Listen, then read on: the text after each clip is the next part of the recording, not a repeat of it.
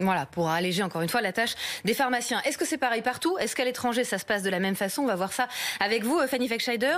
En Israël, d'abord, le pays le plus en avance, là, on ralentit. Et on ralentit. Alors, Israël, on regarde toujours un peu comment ça se passe, parce qu'ils sont un peu en avance sur les contaminations par rapport à nous, à la France. Et on sait, ils sont pionniers dans la vaccination, dans la campagne de rappel. Ils ont d'ailleurs commencé la 4e.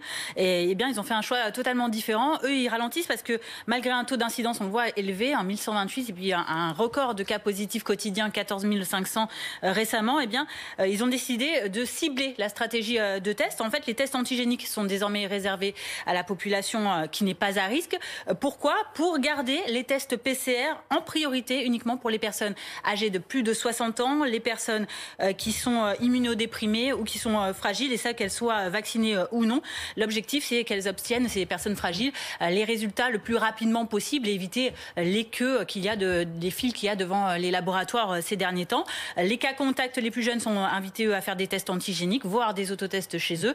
Et le Premier ministre a annoncé par ailleurs que les autotests seraient gratuits pour les enfants.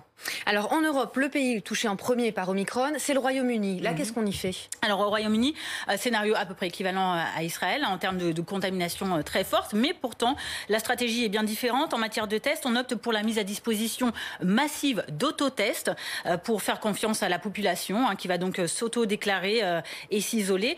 Quant aux règles pour les voyageurs qui se rendent au Royaume-Uni, elles ont été assouplies ce week-end.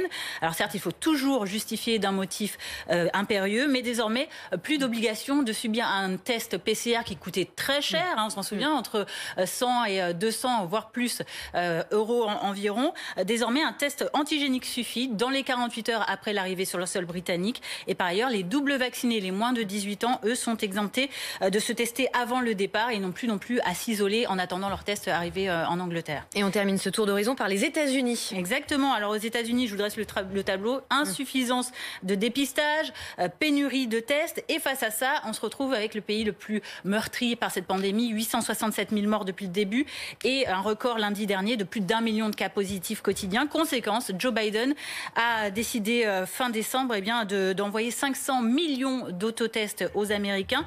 Et pour ce faire, une commande a été passée vendredi de 51 millions de dollars.